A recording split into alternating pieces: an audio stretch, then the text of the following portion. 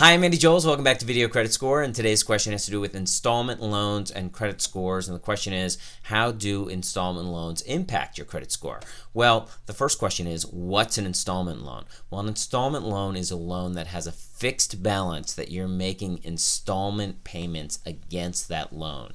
So great examples are auto loans and home mortgages. That's where your balance doesn't change. Well, it's changing because you're paying off the balance, and so the balance is getting low. Your principal balance is changing, but it doesn't revolve. So let's talk about revolving credit and how that's different. Well, revolving credit, your balance is changing from month to month, and it can actually roll over. So this is a revolving type credit situation. You're going to be looking at credit cards. So that's the basic difference. Revolving credit, credit cards, installment credit, auto loans, home loans, those types of loans. So why do installment loans really matter? Well, the FICO credit score system really likes having a mixture of credit. It likes you to have both installment credit and revolving credit, because the more credit history you have, the more it can assess your risk. So having that mixture is really helpful to the credit score system.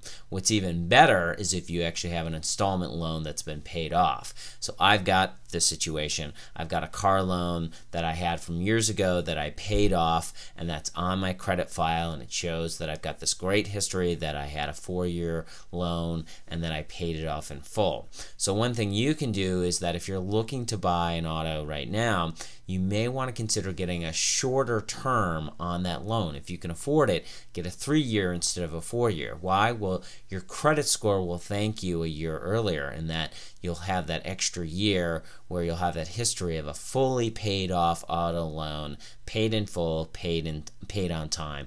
That's really going to help your credit score. It's not going to help your credit score right away, but this is a down the road long-term strategy that makes sense. So if you want to learn more about this, other topics, you know where to find me, videocreditscore.com. You can also follow me on Twitter and friend me up on Facebook. See you soon.